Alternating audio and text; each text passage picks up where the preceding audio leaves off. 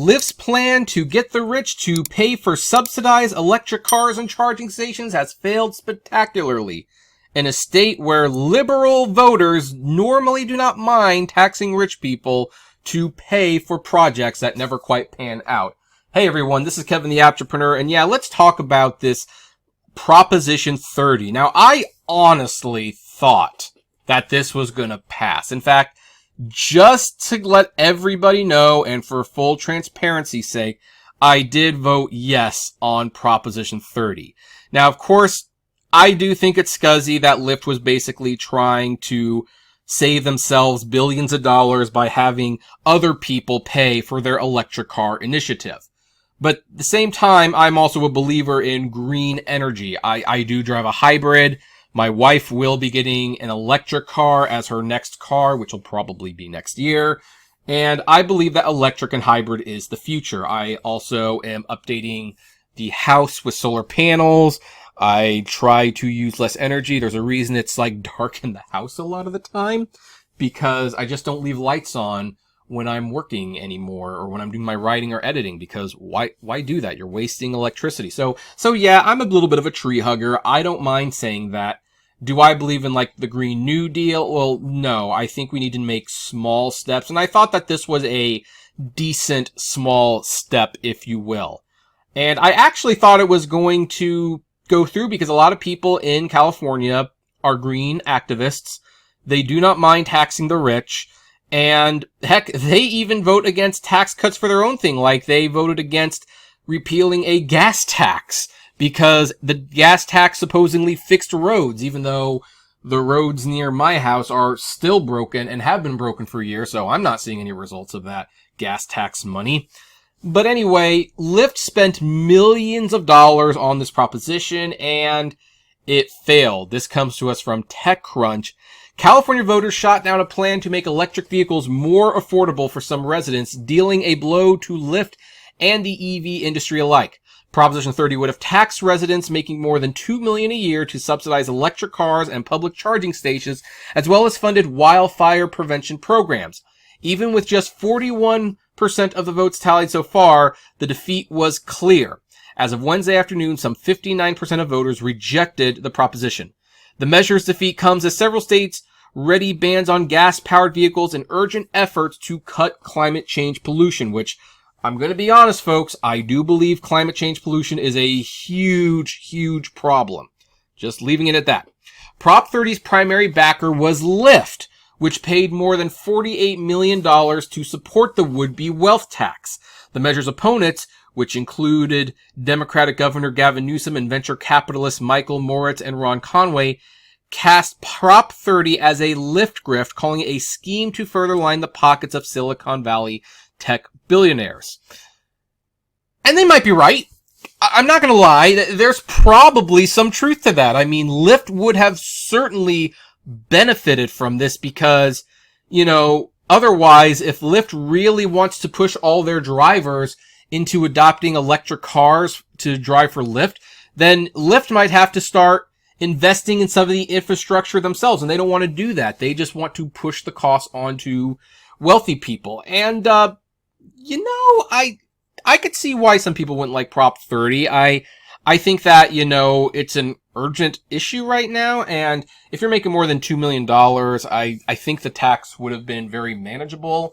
But, it's interesting that Governor Gavin Newsom, who definitely does not mind running on the tax the rich thing, basically said no to this green energy proposition, basically because a corporation would be saving money. That kind of goes to show, where the true values lie for some of these people. Like, yeah, they'll call anyone who doesn't want to support green propositions, fascists or climate deniers or whatever. But then he'll go and he'll, campaign against a green air proposition, basically because it's going to save a corporation money, and he's more concerned about that than saving the planet. So, like I said, hypocrisy all around.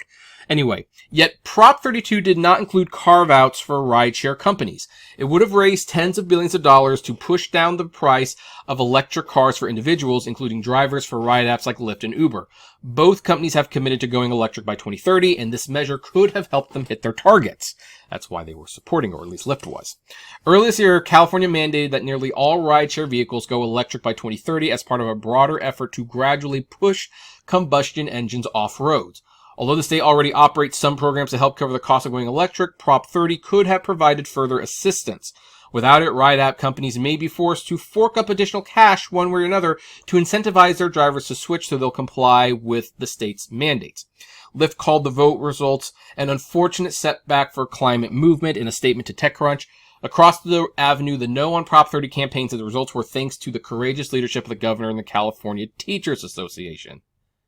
Why is the California Teachers Association against this bill? Do they? Well, actually, now that I think about it, maybe they don't want to replace their gas cars for electric cars either. I don't know. Anyway, though more affordable options are gradually coming to the market, electric vehicles are generally still in short supply, and most are too pricey upfront for most people. This is no good for the climate because light-duty vehicles like cars and SUVs make up more than half of transportation-related emissions in the U.S. per the EPA.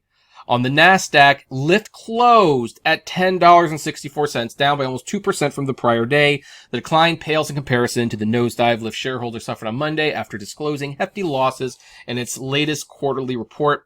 Earlier this month, Lyft laid off 683 employees, or about 13% of its workforce. As you can see over here, once you get rid of this ad, that the shares have fallen after disappointing revenue and active rider miss. So here's the thing.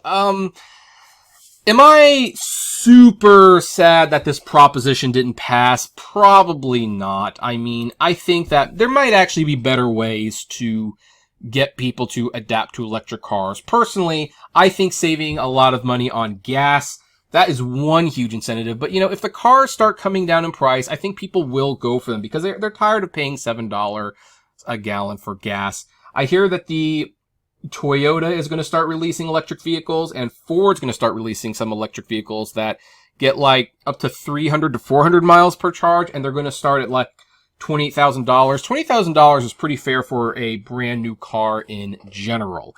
So the prices are coming down, and yeah, I guess Lyft, their whole thing was, hey, if this doesn't get enough adoption by 2030, and that's 8 years away, it sounds like a long time, but it really isn't when you get down to it.